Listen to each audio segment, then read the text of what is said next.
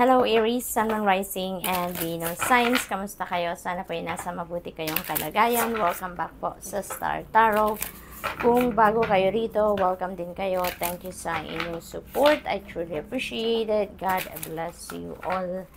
Aries, pauna mensahe po ninyo ay last quarter moon in Gemini. Clear your mind, Aries. Siguro, marami kayong iniisip. Siguro, marami kayong pinagkakaabalahan, no? Marami, yung parang all over the place kayo. Kaya siguro hindi kayo makapag-concentrate, hindi kayo makapag-focus, no? Kasi ang dami siguro ninyong iniisip. There's too much, no?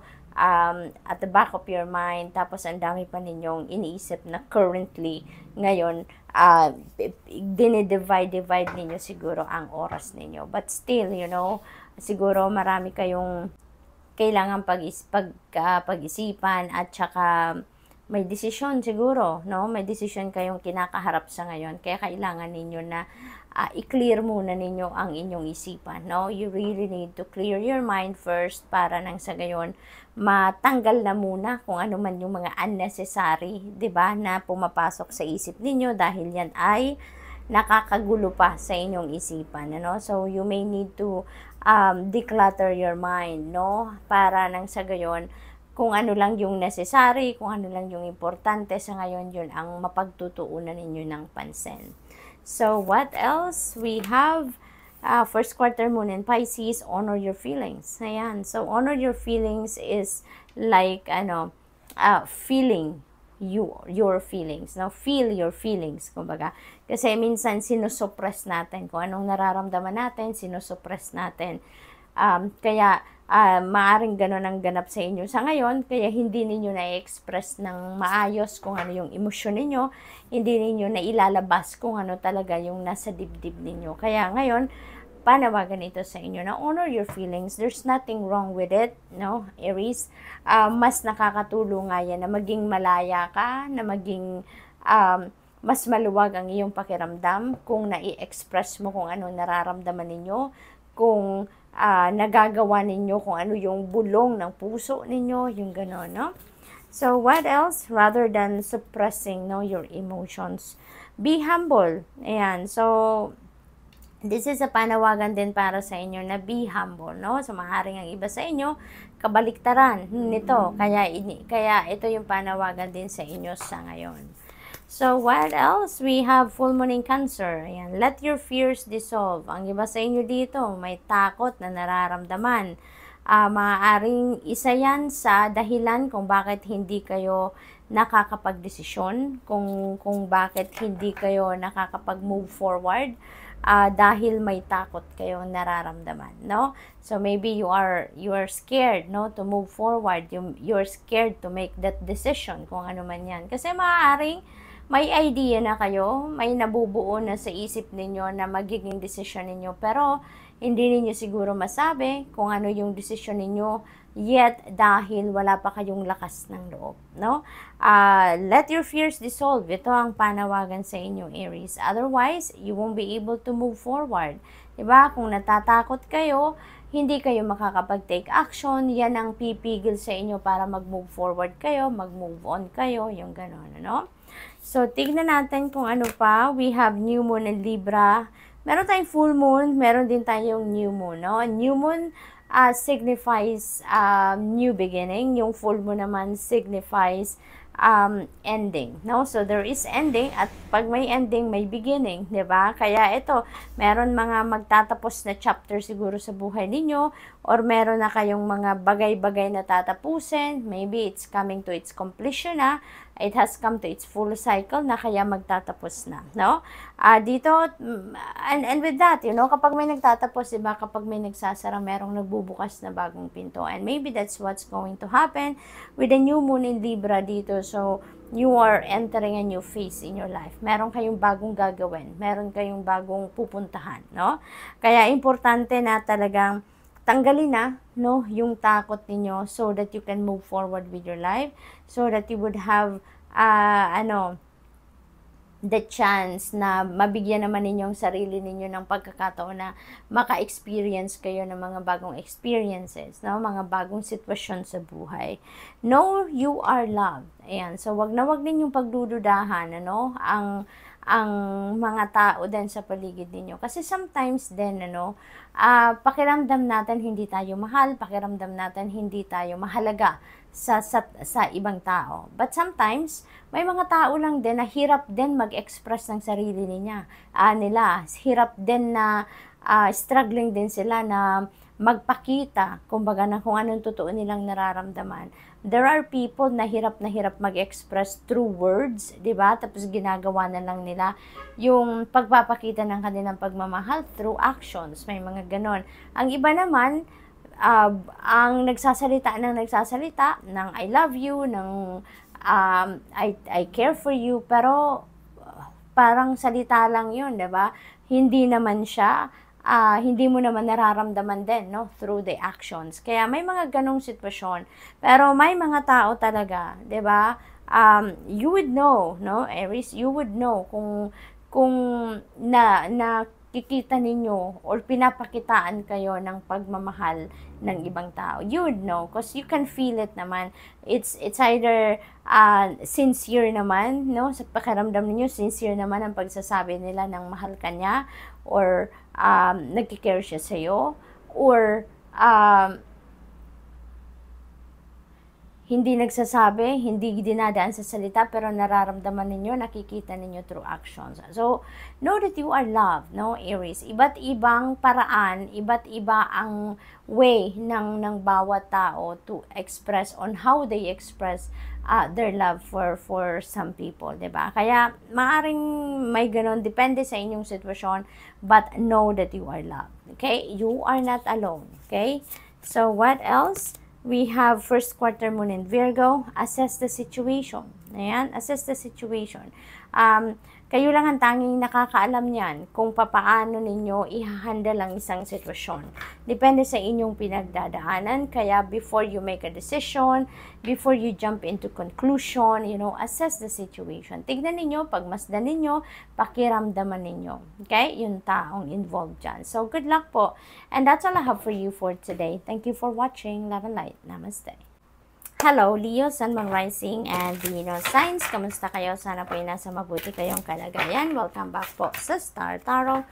Kung bago kayo rito, welcome din kayo. Thank you sa inyong support. I truly appreciate it. God bless you all. Tignan natin ang mga mensahe ni Leo for today. Paunang mensahe po ninyo, last quarter moon in Aries. Work through your feelings. Leo, this is what you really need right now. Kasi siguro, naguguluhan kayo. Naguguluhan kayo sa nararamdaman ninyo, sa iniisip ninyo. Kaya you really need to dissect your feelings. No? Tignan ninyo maigi, no? Go deep within you at ramdamin ninyo, tignan ninyo ang inyong sitwasyon. Ano nga ba talaga ang totoo ninyong nararamdaman? No? So, maaaring this is towards someone, or posible din na this one is towards a situation na kailangan ninyong pagdesisyonan. So, posibleng ganun dyan ang ganap. What else? We have full moon in Capricorn. Ayan. So, take a reality check. No? Leo, it feels like this is related to each other yung dalawang ito. No? Kaya kailangan talaga ninyo na sipatin kung ano yung totoong nangyayari. Obserbahan ninyo, pakiramdaman ninyo, so that you'd be able to see the heart of your situation. Okay? So, full moon represents ending, kaya most likely meron kayong pagtatapos dito, merong magaganap na pagtatapos sa ibang parte ng buhay ninyo. This could be in any area of life, yung ending na to. This could be ending of a project, ending ng kung ano. It's because maybe it has come to its full cycle na, or nakumpleto nyo na, natapos nyo na, na-accomplish nyo na. Kaya maaring yan ay magtatapos na. Posible din na ito magtatapos, it's because you are heading towards a new beginning. You are heading towards a new endeavor. Maaring aalis kayo sa isang trabaho because may papasukan kayong bagong trabaho. Maaring ganon. Maglilipat ng employer, maglilipat ng bahay. Maaring ganon, no? Maaring you're transitioning from being single to mag-aasawa na. So, maaring ganon. Depende sa inyong sitwasyon. So, we have new moon. Ayan, pag may full moon talaga, merong new moon. It's because pag may ending, may beginning. 'Di ba? Kapag may nagtatapos, merong magsisimula. Kapag may nagsasarang pinto, merong magbubukas. 'Di ba? So, ito, go for it. Kung alam mo na. Leo, most likely, alam mo na kung ano yung path na tatahakin mo sa ngayon. Most likely, alam mo na where you are heading. Siguro, nakahanda na ang lahat ng kakailanganin ninyo para sa endeavor na to or sa kung ano man ang plano ninyong gawin dito. So, just go for it. No? Wag na kayong mag-procrastinate. Wag na kayong mag-hesitate. Alam naman ninyo, 'di ba? Mararamdaman ninyo if something is right, then mararamdaman ninyo yan. Because everything falls into its right place. Everything is ready na. Alam mo yun, yung very smooth sailing na ang lahat. So, go for it. No?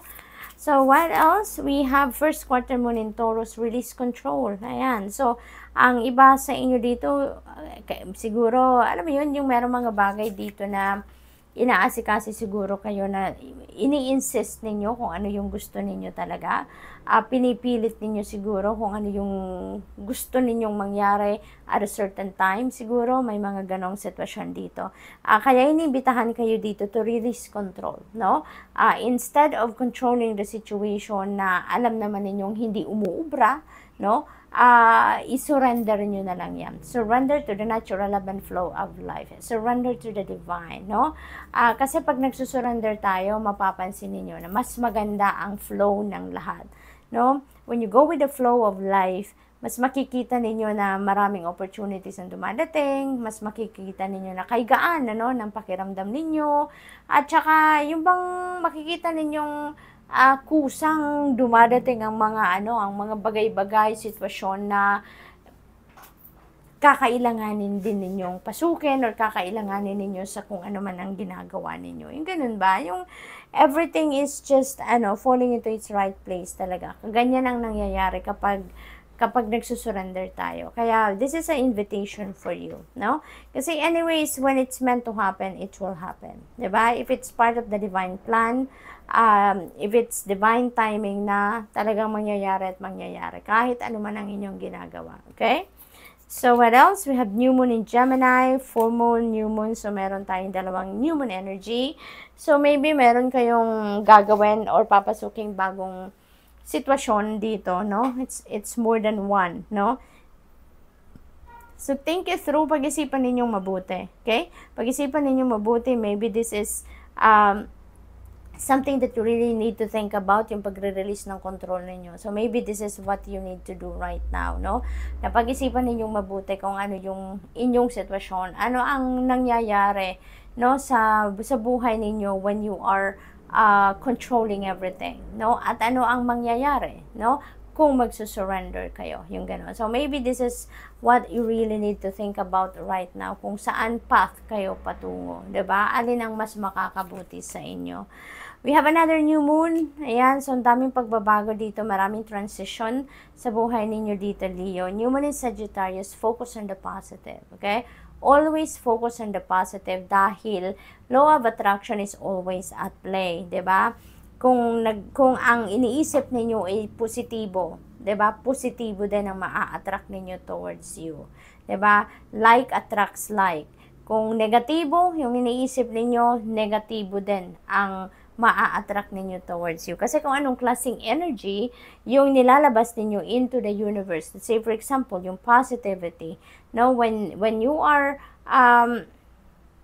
projecting positivity, yun din ang eksaktong ibabalik or yun ang imamatch ng universe sa'yo. Dahil yun ang nakukuha niya from you, yun din ang ibibigay niya sa'yo. Kaya, focus on the positive rather than dwelling on what is negative. Okay? Kasi, wala namang magandang magagawa yan sa'yo.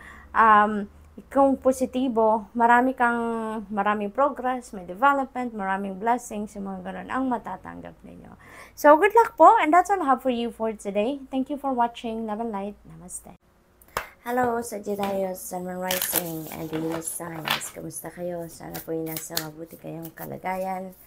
Welcome back po sa Star Tarot. Kung bago kayo rito, welcome din kayo. Thank you sa inyong support. I truly appreciate it. God bless you all. Sag.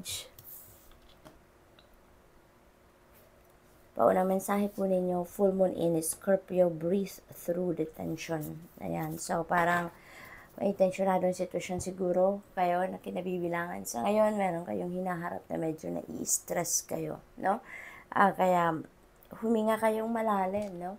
Step back a little from whatever that is na naghahatid sa inyo ng tensyon, ng stress, ng kaguluhan sa isip, no? Kasi basta saan ba at luluwag din ang inyong pakiramdam. Sometimes you just also need to step back from whatever it is, no, na nakakapag-stress sa inyo para makapag-isip-isip, para makapagpahinga din ang inyong isipan. Okay? So, work through your feelings. Last quarter moon in Aries, you really need to do some kind of, pagmumuni-muni, re-reflect, mag-contemplate kayo so that you can work through your feelings, so that malaman ninyo kung paano ninyo i-manage ang inyong mga nararamdaman. 'Di ba? Meron kayong panahon or meron kayong room para pag-isipan, no? Ma-dissect ninyo ang inyong mga nararamdaman.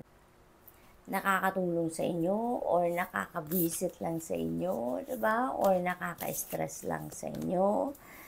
New moon in Gemini. So we have new moon, we have full moon dito. New moon represents new beginnings and full moon represents endings. So talagang kapag merong nagtatapos, merong magsisimula. So dito sa tatlong cards na to, there are going to be situations kayo na tatapusin nyo na, tutuldukan nyo na, bibigyan nyo na ng ending, because you are ready to head towards a new beginning with the new moon energy. So think it through. So feeling ko related itong tatlong ito, no, with each other. Kailangan ninyong i-work through yung inyong mga nararamdaman, ilagay ninyo sa tamang lugar ang inyong mga feelings. Think it through, pag-isipan ninyong mabuti ang inyong sitwasyon. You really need to do some kind of contemplation. Kailangan ninyo talaga na magnilay-nilay dito so that magkaroon kayo ng panahon para pag-isipan ang mga bagay-bagay, no? Pag-isipan ang mga nangyayari, no, sa buhay ninyo sa ngayon. First quarter moon in Cancer, push through any insecurity. Ayan. So, maaaring ang iba sa inyo dito na aapektuhan ang inyong mga iniisip, na aapektuhan ang mga pinagdedesisyonan ninyo or kalagayan ninyo sa ngayon because of the insecurity na nararamdaman ninyo. Okay? So, maaaring nawawalan kayo ng tiwala sa sarili ninyo, low confidence kayo sa ngayon, low self-esteem, maaaring mga ganon ang sitwasyon dito, no? Kaya pag-isipan ninyo mabuti ang inyong nararamdaman, ang inyong sitwasyon sa ngayon, okay? Kasi kung alam niyo naman na hindi naman na nakakatulong sa inyo ang mga naisip ninyo or hindi nakakatulong na mag-improve ang inyong sitwasyon, then you may need to remove that, no, from your life, remove that from your sa dibdib ninyo, sa isip ninyo, okay? So unleash your kindest self. Ayan, so mag-under dito yung kabaitan ninyo. Ayan ang ilalabas ninyo, that will be on display at this time, no? Likas kayong mabait, likas kayong compassionate, kaya yun ang ilalabas ninyo, no? Papairalin pa rin ninyo ang pagiging mabait ninyo, papairalin nyo pa rin yung pagiging compassionate ninyo dito, Sagittarius, okay? What else? We have first quarter moon in Scorpio, release your blocks. Ayan. Alisin nyo na dito yung mga negativity, no? Negative energies sa puso ninyo, sa isip ninyo, no? Negativity sa inyong energy field.